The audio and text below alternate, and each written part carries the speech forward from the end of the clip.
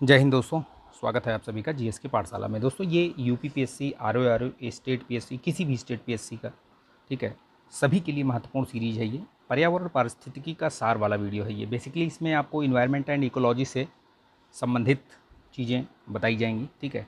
ये इसका 6वां वीडियो है। इसके पहले 5 वीडियो ऑलरेडी अपलोडेड हैं चैनल पर, और देख लीजिए आप। अगर आपने नहीं देखा है तो क्रमबद्धता से देखिए, अच्छा आपको समझ में आएगा। इसमें जो चीज़ें हैं पीडीएफ में, घटना चक्र की ये जीएस दृष्टि है, इसमें जो भी चीज़ें हैं वो तो मैं आपको बताऊंगा ही, साथ में मैं बहुत सारी चीज़ें आपको बताता हूँ। जैसे कि कुछ महत्वपूर्ण चीज़ें याद आ गई नोट्स में, मैं अपने नोट्स से बता देता हूँ आपको जो मैंने नोट किया है, या कुछ जो अपने अनुभव हैं वो भी साझा करता हूँ मैं आपसे, ठीक है। टेलीग्राम चैनल इसके लिंक में दिया हुआ है, ज्वाइन कर सकते हैं आप। वहाँ पे मैं बहुत सारी चीज़ें फ्री ऑफ कॉस्ट उसमें भेजता रहता हूँ। पीडीएफ वगैरह हो गया, न्यूज़ की कटिंग हो गया, जो भी आपके प्री और मेंस से रिलेटेड जो भी है, ठीक है, कहीं पर भी उसके लिए आप उससे जुड़ सकते हैं। और कोई डाउट है तो मतलब डायरेक्टली आप बात कर सकते हो 1 to 1, ठीक है। वहाँ पे मैसेज करेंगे तो जल्दी रिप्लाई मिल जाएगा। हो सकता है वीडियो में करेंगे तो 1-2 दिन समय लग जाए, तो याद रखिएगा इसको, ठीक है। ज्वाइन कर लीजिएगा और इसको लाइक कीजिए, शेयर कर दीजिएगा दोस्तों में, ठीक है। ये जूनियर असिस्टेंट, वीपीओ, वीडियो, कोई सा भी एग्ज़ाम हो, अभी यूपीपी का आ रहा है ना भैया, ठीक है। यूपीपीपी जो यूपी पुलिस का री एग्ज़ाम होगा उसके लिए भी महत्वपूर्ण है, वहाँ भी जीएस का पार्ट आएगा, ठीक है। तो हल्के में मत लीजिए, इसको रिवाइज़ कीजिए। और यूपी पीसीएस और आरओ री एग्ज़ाम के लिए तो ये बहुत ही महत्वपूर्ण है, ठीक है। याद रखिएगा इसको। चलिए शुरू करते हैं वीडियो को विदाउट एनी डिले। चलिए शुरू करते हैं हम लोग वीडियो को। लाइक शेयर सब्सक्राइब करवाइए, ठीक है। शेयर कर दीजिएगा इसको दोस्तों, और लाइक कर दिया करो यार। आप लोग लाइक भी नहीं करते हो, वीडियोस देख लेते हो, ठीक है। चलिए देखते हैं पारिस्थितिकी तंत्र की उत्पादकता क्या होती है। बोलते हैं ना कि पारिस्थितिकी तंत्र की उत्पादकता, प्रश्न पूछता है कि किस पारिस्थितिकी तंत्र की उत्पादकता जो है वो, प्रोडक्टिविटी जो है वो सर्वाधिक होती है। तो क्या है वो, तो देखिए समझने की कोशिश करिएगा, मैं बताता हूँ आपको। किसी क्षेत्र में प्रति इकाई में जैविक पदार्थों की वृद्धि दर क्या होता है, वो उस पारिस्थितिकी तंत्र का, उस इकोसिस्टम का ये उत्पादकता कहलाती है, ठीक है। प्राकृतिक पारितंत्र, ठीक, तो उसमें जैसे आपको पूर्ण रूप से सौर विकिरण पर निर्भर होता है, आपने देखा ही होगा, ठीक है। और एक होता है सौर विकिरण तथा ऊर्जा सहायक जो वैकल्पिक स्रोत हैं, चाहे वो हवा हो गई, वर्षा हो गया, ज्वार भाटा, इन सब पर निर्भर करते हैं, ठीक है। अब इसके जो पूर्ण रूप से सौर पर निर्भर हैं वो, जैसे उसमें जंगल हो गया, घास, समुद्र, मैदान, झील, नदियाँ, मरुस्थल, ये सब हो गए। यहाँ पे ये उष्णकटिबंधीय वर्षावन, ज्वारमुख नद, ये सब, कोरल रीफ, ये सब आते हैं, ठीक है। मानव निर्मित, तो एक तो प्राकृतिक होते हैं ये जो पारितंत्र होते हैं इकोसिस्टम, और एक होता है मानव निर्मित। तो मानव निर्मित में क्या है कि जैसे खेत हो गया, तालाब हो गया, एक्वाकल्चर वगैरह हो गया, ये हो गया। और नगरीय और औद्योगिक पारितंत्र, ये भी इकोसिस्टम ही है ये भी, ठीक है। याद रखिएगा इस चीज़ को, ठीक है। क्या आप जानते हैं, देख लेते हैं हम लोग, क्या आप जानते हैं। देखिए सूर्य जो है वो ऊर्जा का मूलभूत स्रोत है, ठीक है, जो हमारे पारिस्थितिकी तंत्र की ऊर्जा आवश्यकताओं की पूर्ति करता है। तो याद रखिएगा कि मूलभूत स्रोत यही है, यहीं से सारी ऊर्जा जो है जनरेट होती है और मिलती है, फिर वो आगे विभिन्न स्तरों में वो डिवाइड होती है, ठीक है। और उसका भी जो लिंडमैन वाला जो 10% का नियम है वो लागू होता है, ठीक है। यानी कि एक स्तर में अगर मान लीजिए 100% आई, ठीक है, ऊर्जा, तो उसका जो आगे जाती है वो ऊर्जा, वो 90% यहाँ खर्च हो जाती है, सिर्फ 10% ही आगे जाती है, ठीक है। फिर इस 10% का आगे जो जब जाएगा ये अगले वाले स्तर में, तो फिर उसका 90% खर्च होकर आगे जाएगी 10%। तो ये 10% का नियम चलता है। पृथ्वी पर आने वाली जो सौर ऊर्जा का लगभग 30% भाग जो है वो वायुमंडल तंत्र से परावर्तित हो जाता है, यानी कि 30% तो वापस भेज दिया जाता है, ठीक है। बची हुई जो 70% ऊर्जा है वो पृथ्वी के वायुमंडल में अवशोषित होती है, ठीक। याद रखना, ये हो सकता है कि वाक्य में पूछ ले। आजकल का जो पैटर्न है आपने देखा होगा, आरओ का जो एग्ज़ाम हुआ था उसमें देखिए, पहले भी देखिए, तो जो वाक्यों वाला है कि वाक्य 1, वाक्य 1, वाक्य 2, ऐसे करके उसमें बहुत आजकल प्रश्न पूछ रहा है, ठीक है, फंसाने की कोशिश करता है। इसमें 19% ऊर्जा वायुमंडल में तथा बाकी पृथ्वी की जो सतह पर वो अवशोषित कर लेती है, ठीक। तो ये याद रखिएगा। परीक्षा की दृष्टि से देख लेते हैं। प्राकृतिक जो ये पारिस्थितिकी तंत्र है, इकोसिस्टम, अंतर्निहित नियंत्रण की व्यवस्था कहलाती है स्व साम्यावस्थिति क्रियाविधि यानी कि होम्योस्टैटिक मैकेनिज्म। ये क्या होता है, ये क्या बोला है भाई, समझने की कोशिश करते हैं। स्वसाम्यावस्थिति क्रियाविधि क्या होती है, जैसे आप देखते होंगे अगर कहीं जैसे मान लीजिए कहीं घास या जंगल काट दिया गया, ठीक है, थोड़े मतलब कम लेवल पे, बहुत बुरी तरीके से काट दिया, बहुत ज़्यादा काट दिया, तो उसकी बात नहीं कर रहा हूँ मैं, एक समझाने के लेमन भाषा में समझने के लिए समझिए आप। जैसे आप कहीं घास उगती है, घास को आप काट देते हैं, ठीक है, आपने देखा होगा घास वगैरह की कटिंग चलती रहती है। घास क्या है, वो फिर से थोड़े दिनों बाद वो फिर से उग जाती है, ठीक है, और वहाँ पे फिर अन्य वनस्पतियाँ उग जाती हैं, ठीक है। यही चीज़ होती है, ये होम्योस्टैटिक मैकेनिज्म होता है, ठीक। आप जो बड़े बड़े जंगल हैं, बड़े बड़े जंगल जो दिखाई देते हैं, चाहे वो अमेज़न के वर्षावन हो गए, या इधर आप नॉर्थ ईस्ट में चले जाइए, या आप इधर जो पश्चिमी घाट है इधर चले जाइए, ठीक है। ये कोई लगाने गया था क्या, इनको कोई लगाने नहीं गया था, ठीक है। ये अपने आप को स्वसाम्यावस्थिति में लाते रहते हैं, ठीक है। नए नए पेड़ उगते रहते हैं, नई नई चीज़ें, ठीक है। पारिस्थितिकी तंत्र की उत्पादकता होती है तो ये निजी उत्पादकता कहलाती है, ठीक है। पारितंत्र की उत्पादकता को प्रभावित करने वाले कारक, मैंने उत्पादकता बता दिया अभी क्या है वो, ठीक है। तो कौन कौन से कारक हैं जो प्रभावित करते हैं, तो एक तो सूर्य तप है, बिल्कुल प्रभावित करता है। मृदा की प्रकृति, अब मृदा की प्रकृति भाई, जो चीज़ आप जो जहाँ पे अत्यधिक ये है उपजाऊ ज़मीन है वहाँ पे अलग तरीके का होगा, और आप मरुस्थल में चले जाइए या कहीं ऐसे चले जाइए जहाँ पे उत्पादकता वो मृदा उर्वर है ही नहीं, तो वहाँ पे जो है वो अलग होगी, उसकी जो वहाँ की जो इकोसिस्टम है उसकी जो प्रोडक्टिविटी होगी वो अलग होगी। वर्षा की मात्रा पे निर्भर करता है, बिल्कुल, है ना। देखिए आप जहाँ पे वर्षा अत्यधिक होती है तो वर्षावन इसीलिए तो बोलते हैं ना, आप चले जाइए चाहे नॉर्थ ईस्ट में चले जाइए, पश्चिमी घाट में देखिए, ये सब क्या हैं, ये सब वर्षावन, वर्षा की वजह से ही यहाँ पे बहुत सारे जो वनस्पतियाँ हैं, विभिन्न विभिन्न प्रकार के जैव विविधताएँ आपको देखने को मिलती हैं। जलवायु वहाँ की कैसी है, आप गर्म जलवायु में जाइए, राजस्थान में चले जाइए, आपको अलग टाइप का वो जैव विविधता दिखेगी। वही चीज़ आप एकदम लेह लद्दाख में चले जाइए, वहाँ पे अलग टाइप की दिखेगी। फिर आप नॉर्थ ईस्ट में चले जाइए तो वहाँ अलग दिखेगी, ठीक है। बीच में आप आइए, सेंट्रल में आइए, जैसे अपना यूपी और इधर यूपी बिहार इन जगहों पर आइए तो यहाँ पे आपको अलग दिखेगी। तो ये सारे कारक हैं जो कि प्रभावित करते हैं इकोसिस्टम की जो प्रोडक्टिविटी होती है, ठीक है। पोषक तत्वों की उपलब्धता वहाँ पे क्या है, वही चीज़ हो गई, समझ लिया इसका, ठीक। अब देखते हैं कि यहाँ पे देखते हैं इधर, हाँ चलिए यहाँ से पारिस्थितिकी तंत्र की सेवाएं क्या क्या हैं तो ये पढ़ लेते हैं हम। तो इसमें देखिए ये एक तो ये पूछता भी है, ठीक है, याद रखिएगा ये पूछता है निम्नलिखित, इसमें शायद आईएएस में पूछा हुआ है ये क्वेश्चन कि निम्नलिखित में से कौन सी सेवा पारिस्थितिकी तंत्र की नहीं है, इस तरीके से करके कुछ पूछा था। तो ये जो 4-5 दी हुई हैं इन्हीं में से एक अलग लिख दिया था, ठीक है। तो ये प्रोविजनिंग करता है सर्विस, विनियमित करता है, समर्थन सेवाएं भी हैं, सांस्कृतिक सेवाएं भी हैं, ठीक है, और संरक्षण। तो इनको याद रखना, ये भैया बहुत महत्वपूर्ण है, ये संरक्षण, सांस्कृतिक, समर्थन, विनियमित और व्यवस्था, ये सब तो ये अलग अलग है। जैसे आप देखिए कि व्यवस्था में क्या क्या आता है, तो खाद्यान्न, जल, फाइबर, लकड़ी, ईंधन इत्यादि का उत्पादन, ये प्रोविजनिंग सर्विसेज हैं, याद रखिएगा। रेगुलेटिंग सर्विसेज क्या हैं, तो जलवायु, प्राकृतिक खतरों, जल शोधन, रोग आदि का विनियमन, ठीक है, ये रेगुलेटिंग सर्विस हो गई।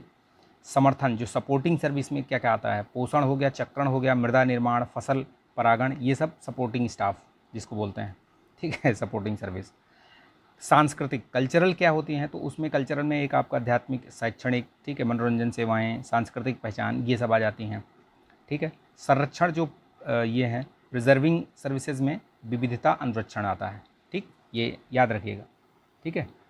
जो पारिस्थितिकी जो अभी आप देख रहे होंगे असंतुलन हो रहा है, उसका कारण क्या क्या है, तो मूल कारण भाई वनोन्मूलन है, बिल्कुल।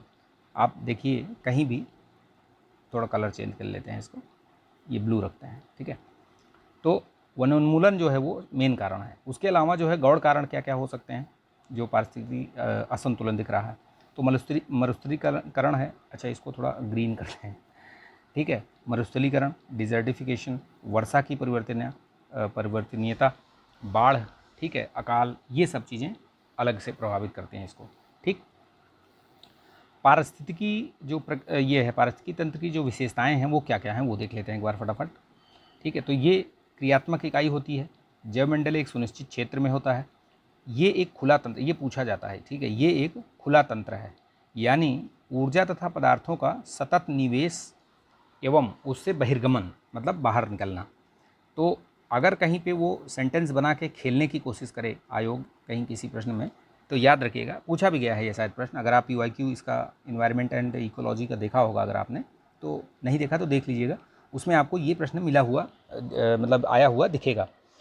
ये एक खुला तंत्र है, तो कई कई जगहों पे ऐसा लिख देगा कि ये एक बंद तंत्र है, ऐसे करके दे देगा, तो बंद तंत्र नहीं है इसमें।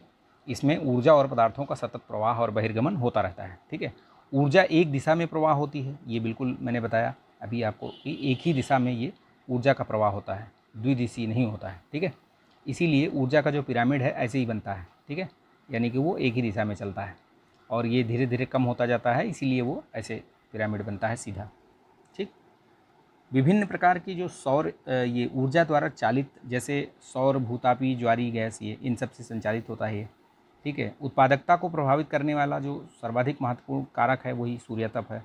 पदार्थों का गमन चक्रीय रूप में संपादित होता है, यानी कि बताया हुआ था ऊपर, इसके पहले वाले वीडियोज़ अगर आपने देखे हैं तो ऐसे ऐसे चलता है। ठीक है, तो ये याद रखिएगा, चक्रीय रूप में।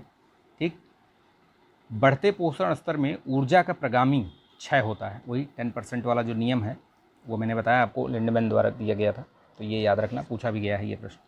ठीक है, चलिए आगे बढ़ते हैं हम लोग। सुपोषण क्या है भैया, हम पढ़ने की कोशिश करते हैं, जानने की कोशिश करते हैं सुपोषण क्या है। इसको यूट्रोफिकेशन भी बोलते हैं। क्या है ये? जलीय पारितंत्र में पोषक तत्वों की वृद्धि को सुपोषण कहा जाता है। यानी कोई जलीय पारितंत्र है, इकोसिस्टम, यह तालाब है ये। ठीक है, इसमें क्या हो रहा है, बहुत आपने मतलब इसमें ये जो तालाब अपने आसपास भी देखा होगा आपने, जो गड्ढे हो बड़े बड़े, मतलब ये हैं तालाब हैं या झील है कोई इस तरीके की, अगर आपने देखा हो शायद, जहाँ पे पानी रुका हुआ हो, बेसिकली वहाँ की बात कर रहा हूँ मैं, रुके हुए पानी की बात हो रही है यहाँ पे, तो वहाँ क्या है, उसमें देखना आप बहुत सारे, जैसे कुछ कुछ चीज़ें फेंक दिया, कुछ खाने की चीज़ फेंक दिया, कुछ ऐसे फेंक दिया, कुछ और जो अपशिष्ट पदार्थ हैं वो फेंक दिया, तो उनकी वजह से क्या होता है कि वहाँ पे पोषक तत्व बढ़ जाते हैं। यानी कि वहाँ पे ऐसा कुछ हो गया कि पोषक तत्व अचानक से मतलब उसमें वृद्धि हो गई धीरे धीरे, और वहाँ पे और जो उसके जो अन्य ये होते हैं साइड वाले जो सपोर्टिंग में, जैसे अब एल्गी का उगना, ये सब, तो ये सारी चीज़ें एक साथ उसमें उग जाती हैं। ठीक है, वही चीज़ इसमें लिखा हुआ है। ठीक है, देखा होगा आपने, पूरा हरा हरा तालाब पूरा भर जाता है। ठीक है, इस तरीके से हो जाता है, ऊपर तक वो दिखाई देने लगता है। तो ये एल्गी ब्लूम उसी की एक घटना है। सुपोषण जहाँ अगर हुआ है, सुपोषण हो रहा है, तो वो एल्गी ये ब्लूम्स जो है वो आपको वहाँ पे दिखेंगे। वो क्या है, सुपोषण के कारण शैवालों की मात्रा में इतनी वृद्धि हो गई कि पूरे जलीय तंत्र को घेर लेता है, जैसा कि मैंने अभी बताया आपको। ठीक है, इसका अन्य नाम क्या है, तो water bloom, blue tide, black tide या रेड टाइड, ऐसे करके दिखता है ये। ठीक, सुपोषण का ये देखिए, जैसे अभी इसमें दिखा दिया गया है इसमें, तो ये वही चीज़ दिखाया है इसमें, पोषक तत्वों में वृद्धि। तो घरेलू अपशिष्ट, नाइट्रोजन और फास्फेट वाले उर्वरकों की बहुलता से जल निकायों में तेज़ी से पोषक तत्वों की वृद्धि होती है। ठीक, पौधों का फलना फूलना, तो ये प्रदूषक घरेलू अपशिष्ट, रासायनिक उर्वरक, जलीय पौधे जैसे शैवालों आदि के वृद्धि का कारण बनते हैं। ठीक, ये चीज़ है, मैंने अभी बताया आपको।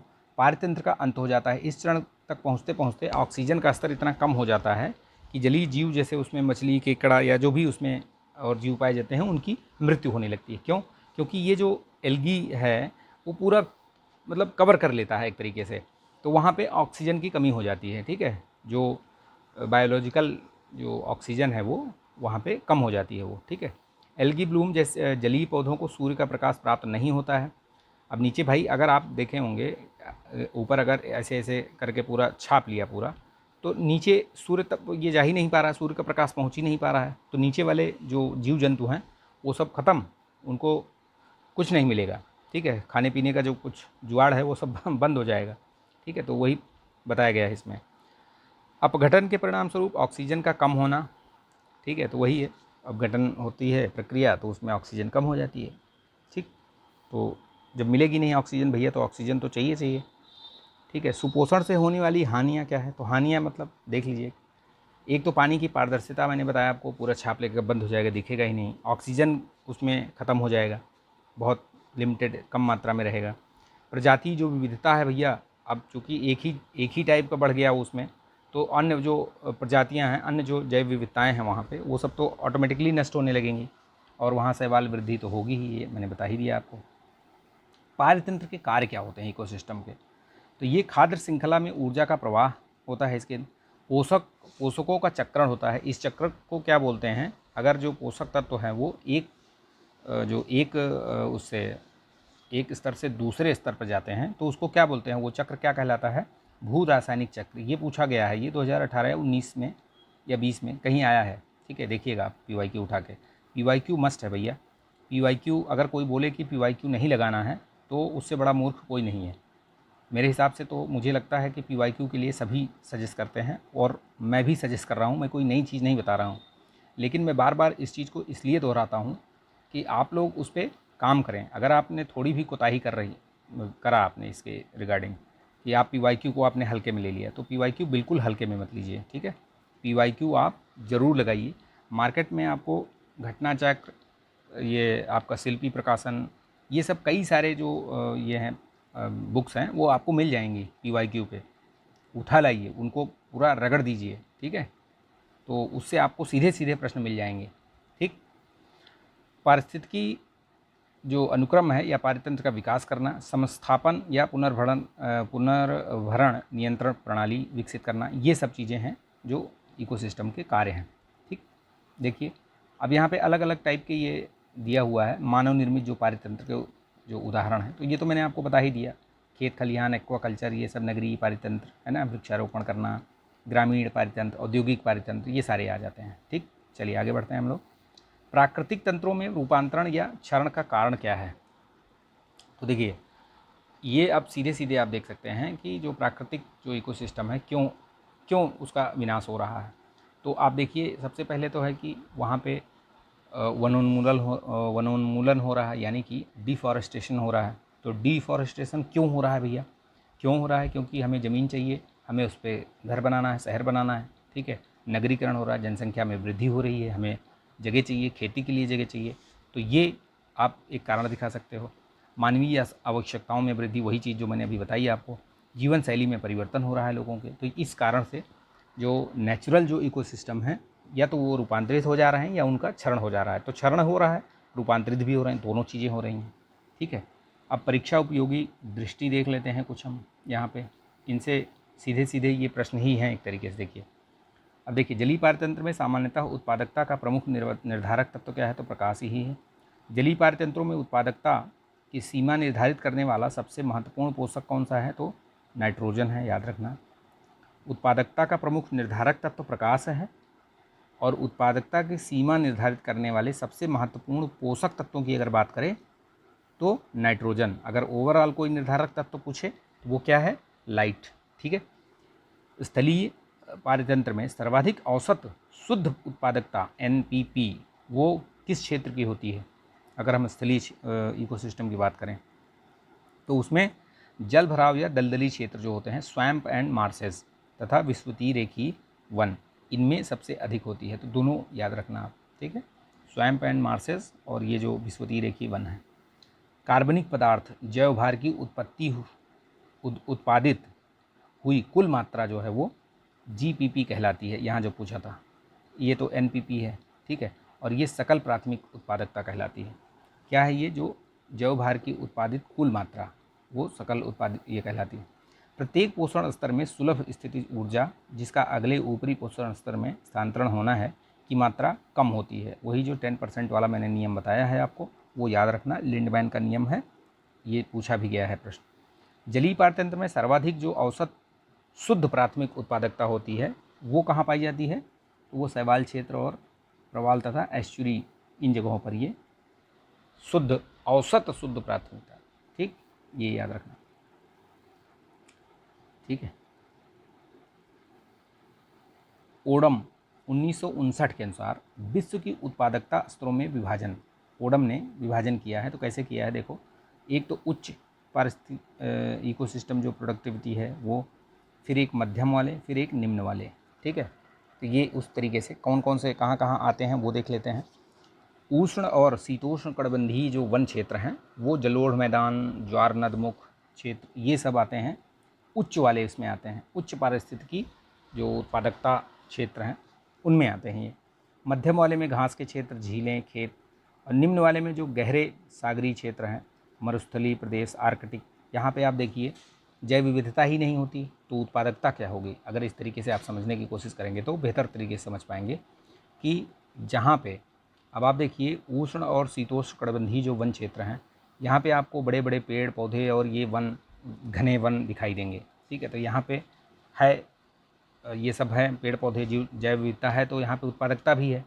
अगर अब घास वास में देखिए, घास हो गई, झील या खेत हो गया, तो इनमें तो उस तरीके का नहीं होता ना, तो कंपैरेटिवली देखा जाए तो ये कम हो गया, तो इसलिए मध्यम में आ गया। और अगर आप गहरे सागरीय क्षेत्र में चले जाओ और या मरुस्थलीय क्षेत्र में या आर्कटिक क्षेत्र में जाइए तो वहाँ क्या दिखेगा आपको, जैव विविधता दिखेगी, यदा कदा इक्का दुक्का दिखेगी, तो इसलिए वहाँ की उत्पादकता भी निम्न होती है। ये प्रश्न भी पूछा जाता है कि सबसे जो निम्न उत्पादकता वाला जो पारिस्थितिकी तंत्र है तो कौन सा है, तो वो याद रखना, ये गहरे सागरीय क्षेत्र। अभी आएगा कहीं, इसमें दिखेगा आपको। इकोसिस्टम जो है ये, इसमें उत्पादकता की श्रेणियाँ होती हैं। ठीक है, वो शायद मैंने पहले शायद बता भी रखा है इसमें, फिर भी देख लीजिए। प्राथमिक उत्पादकता, द्वितीयक, तृतीयक, निवल। ठीक है, प्राथमिक, द्वितीयक और निवल। तो प्राथमिक उत्पादकता कौन से हैं? जो स्वपोषी होते हैं। ठीक है, स्वस्थानीय रहते हैं, दो आयाम होते हैं इनके, सकल प्राथमिक उत्पादकता और निवल। ठीक है, ये याद रखना। अगर एनपीपी निकालना है, ये निवल वाला निकालना है, तो जो जीपीपी है उसमें से शोषण दर घटा दोगे तो ये निकल आएगा। ठीक है, द्वितीयक में ये मांसाहारी पोषाहारी वाले आते हैं। ठीक है, ये याद रखना, स्वस्थानीय नहीं रहते हैं ये। ठीक, मांसाहार स्तर पर संचित जो ऊर्जा की दर होती है इनमें। ठीक है, ये याद रखना। निवल वाला जो है ये जैव पदार्थ की वह संचित दर जो परपोषियों द्वारा उपयोग में नहीं लाई जाती। इकाई आवर्तकाल में निवल, प्राथमिक उत्पादकता और परपोषी द्वारा व्यय का अंतर है ये। ठीक, आगे बढ़ते हैं, बहुत महत्वपूर्ण नहीं है, छोड़ दीजिए उसको। फूड चेन, मैंने बताया था आपको, एक होता है फूड वेब और एक होता है फूड चेन। तो अभी हम फूड चेन के बारे में पढ़ेंगे, श्रृंखला के बारे में पढ़ेंगे। वेब के बारे में मैंने बता रखा है कि कई सारे, मतलब एक, ये मान लो ये फूड वेब है। ठीक है, फूड वेब, तो इसके अंदर कई सारी क्या होंगी, फूड चेन होंगी और ये आपस में कनेक्टेड होंगी। ठीक है, तभी वो फूड वेब बनता है। ठीक, खाद्य श्रृंखला, खाद्य जाल, दो चीज़ें। ठीक, अब ये खाद्य श्रृंखला है, ये चेन प्रत्येक जीवधारी भोजन के लिए एक दूसरे पर निर्भर है। यही निर्भरता क्रमिक रूप से आगे बढ़ती है, तो इसे आहार या खाद्य श्रृंखला कहते हैं। ठीक है, पारिस्थितिकी तंत्र में ऊर्जा का संचालन के लिए ये मतलब होता है इसमें। आधुनिक अवधारणा ये किसने दिया था, तो चार्ल्स एल्टन द्वारा प्रस्तुत। तो ये पूछता है, ये जो फूड चेन की जो अवधारणा है ये किसने दिया था, तो चार्ल्स एल्टन, एल्टन का नाम याद रखना। ठीक है, फूड चेन। प्रकार, एक चराई और एक अपरद। ठीक है, दो प्रकार के होते हैं। देखिए खाद्य श्रृंखला के उदाहरण देख लीजिए, जैसे ये देखिए, अब ये घास फूस पौधे हैं ये सब। ठीक है, इनको कौन खाता है, स्वैम्प, हिरन। ठीक है, ये सब खाते हैं, डियर वगैरह। ठीक, तो ये खाएगा भेड़ बकरी। इसको कौन खाएगा, इसको ये खाएगा टाइगर, बाघ, है ना, मांसाहारी हो गया ये। तो ये क्या है, ये एक चेन दिख रही है आपको। ठीक, वैसे ही ये देखिए जली, ये तो खाद्य श्रृंखला उसमें हो गई। जली देखो खाद्य श्रृंखला क्या है, तो जली वाले में सबसे नीचे फाइटो, फिर उनको कौन खाता है, जू प्लैंक्टॉन्स, फिर उनको छोटी मछलियाँ खाती हैं, छोटी मछलियों को बड़ी मछलियाँ खाती हैं। ठीक है, ये जली हो गया। ठीक, याद रखना, फाइटो सबसे नीचे, फिर जू प्लैंक्टॉन्स, फिर छोटी मछलियाँ, फिर बड़ी मछलियाँ। अब ये देखिए जैसे घास भूमि स्थल वाला देख लो, तो यहाँ घास और ये पेड़ पौधे छोटे छोटे, उनको टिड्डे खाते हैं, टिड्डे को मेढक खाता है, मेढे को सर्प खाता है, सर्प को बाज उठा ले जाता है। ठीक है, देखा होगा आपने। ठीक, तो ये शीर्ष मांसाहारी हो गया। अब यहाँ पे प्राथमिक ये उत्पादक हो गया, ये प्राथमिक उपभोक्ता हो गया, ये द्वितीयक उपभोक्ता, ये तृतीयक, और ये शीर्ष। ठीक है, याद रखना ये। ठीक है, चलो जैविक घटक कौन कौन से होते हैं, जैविक घटक देख लेते हैं हम लोग। तो जैविक घटक में भी जैसे एक उत्पादक स्वपोषी, उपभोक्ता परपोषी और अपघटक, ये जैविक घटक हैं। ये बेसिकली हम कहाँ आ गए, ये हम जो हमने शुरू किया था पर्यावरण के घटकों में, ये उसकी बात कर रहा है। ये जैविक अजैविक घटक हमने पढ़े थे, तो ये अब हम जैविक घटक की बात करेंगे। जो जीव अपना भोजन स्वयं निर्मित करने में सक्षम होते हैं, ये सब बहुत नॉर्मल सी चीज़ है, इसको आपने पढ़ा होगा कि भैया ये स्वपोषी कौन होते हैं, जो स्वपोषी मतलब अपना पोषण स्वयं करते हैं, यानी कि अपना भोजन स्वयं बनाते हैं, वो किसी पर निर्भर नहीं होते हैं। जैसे ये आपने घास फूस पेड़ पौधे ये सब देखते हैं जिनमें ये क्लोरोफिल वगैरह पाया जाता है, नीलहरित शैवाल वगैरह हो गई, ये सब एकदम बेसिक चीज़ें हैं, बहुत ज़्यादा समझाने को नहीं है। उपभोक्ता कौन से हो गए? तो भैया जो उत्पादक ये जो होते हैं इनके ऊपर जो निर्भर करते हैं वो प्राथमिक होते हैं। प्राथमिक इसी में कई सारे होते हैं, प्राथमिक, द्वितीयक और जो शीर्ष वाला है तृतीयक, है ना, ये सब होते हैं। इसमें बता चुका हूँ मैं आगे, ज़्यादा इसमें। अपघटक कौन से हैं? जो मृत जीवों पर निर्भर होते हैं। जैसे कोई जीव मर जाता है तो उसको अगर आप देखिए छोड़ दीजिए वैसे, तो उसको वो डिकम्पोज़र जो होते हैं वो उनको धीरे धीरे धीरे धीरे धीरे धीरे धीरे वो ख़त्म हो जाएंगे, ठीक है, उसको खा जाएंगे वो पूरा, ठीक है, आपको कुछ भी नहीं करना, लेकिन वो खा जाएंगे उसको पूरा। मृतकों को अपघटित कर उन्हें सरल पदार्थों में परिवर्तित कर देते हैं, ठीक, याद रखना। तो ये एग्जाम्पल याद रखना कि अगर डिकम्पोज़र में आ जाए तो डिकम्पोज़र में बैक्टीरिया भी आता है, फंगाई भी आता है और सूक्ष्म जो जीव हैं वो भी आते हैं, ठीक है। अधिकांश मृतपोषी सूक्ष्मजीवी और परपोषी प्रकृति के होते हैं, ठीक है। स्वपोषी इसमें बहुत कम ही होते हैं, ठीक है, अधिकांशतः इसीलिए लिखा हुआ है, ठीक, कि शायद एक आध हों कहीं।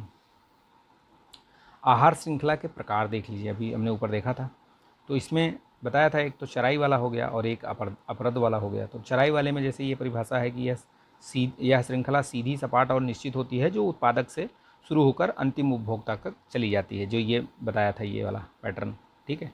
जो है ये, जैसे मान लो ये पत्ता गोभी हो गया, उसको एक कीड़ा खाता है, कीड़े को चिड़िया खा गई, कैटरपिलर को खाने वाली जो चिड़िया होती है वो उसको पकड़ के ले जाती है। अपरद वाले में क्या है, जैसे ये है, ये मृत कार्बनिक पदार्थों से आरंभ होकर उन्हें खाने वाले अपरद जीव तथा अपरदों को खाने वाले जीवों तक चलती है। यानी ये सूखा पत्ता है कोई, उसको ये खाता है, वुड लाउस, उसको ये एक पक्षी खाता है, तो ये इस तरीके से है, ये अपरद वाली हो गई, ठीक है, ये याद रखना। डेट्रिटस फूड और एक ये ग्रेजिंग वाला, ठीक है, दो टाइप की होती हैं ये। स्थलीय पारतंत्र में चराई श्रृंखला कैसे चलती है ये सब बता दिया मैंने अभी, बहुत ज़्यादा इसमें समझाने को नहीं है, ठीक है। जली वाले में देख लीजिए, जली वाला भी मैंने बता दिया, ये फाइटोप्लैंक्टॉन्स, जू प्लैंक्टॉन्स, मछली, फिर बड़ी मछली, ठीक, ये याद रखना, ठीक है। चलिए, परीक्षा उपयोगी दृष्टि देख लीजिए, महत्वपूर्ण है, इनमें से प्रश्न पूछे गए हैं, ये बेसिकली PYQ ही हैं, ठीक है, ये PYQ ही हैं, कहीं ना कहीं किसी न किसी परीक्षा में पूछे गए हैं। आहार श्रृंखला अधिकतर होती हैं तो क्रमिक होती है, ठीक है। विभिन्न वर्गों के जीव परस्पर संबंधित होते हैं जीव आहार के माध्यम से। खाद्य श्रृंखला में प्रत्येक सोपान कहलाता है पोषण स्तर कहलाता है, ठीक। खाद्य श्रृंखला में पोषण स्तरों में सोपान की कड़ियों की संख्या सीमित हो जाती है, तो 4 से 5 तक, ठीक है। थाइनेमैन में खाद्य कड़ियों के समूह का नाम दिया था, तो क्या दिया था भैया? तो उत्पादक, अपघटक और रूपांतरणकारी।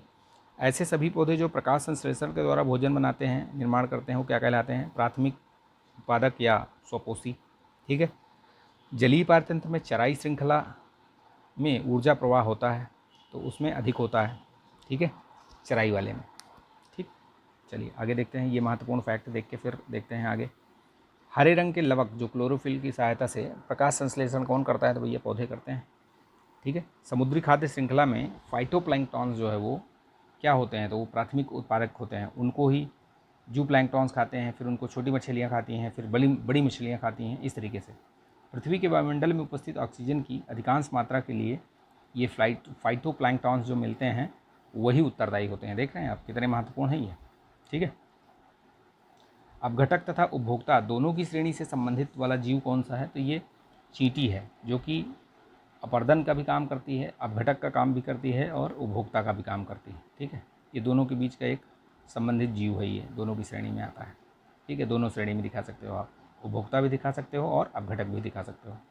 ऐसे जीवधारी जो अपना भोजन प्राथमिक उत्पादकों हरे पौधों से प्राप्त करते हैं, तो प्राथमिक है, बता ही दिया हमने, इसमें कोई बड़ी बात नहीं है। स्थलीय पारतंत्र में चराई की तुलना में अपरद खाद्य श्रृंखला में ऊर्जा प्रवाहित होती है तो अधिक होती है, ठीक है। ये देख लेते हैं, पर्यावरणीय निश्चयवाद के प्रतिपादक हैं तो कार्ल रिटर, ठीक है, कार्ल रिटर। ये वर्तमान समय में सस्य क्षेत्र उसे कहा जाता है जहाँ प्रकृति में मानव क्रियाओं द्वारा परिवर्तन हुआ तो वो 50% से अधिक, ठीक है, वो उसको अगर वहाँ पे है तो सस्य क्षेत्र हो गया। सतत व स्थानीय विकास से संबंध रखता है तो नव नियतिवाद जो है ये इससे रखता है, ठीक है। उपभोक्ता, बहुस्तरीय उपभोक्ता या सर्वाहारी का उदाहरण है मानव, आहार जाल की एक कड़ी को दर्शाता है, तो ये आहार श्रृंखला दर्शाता है।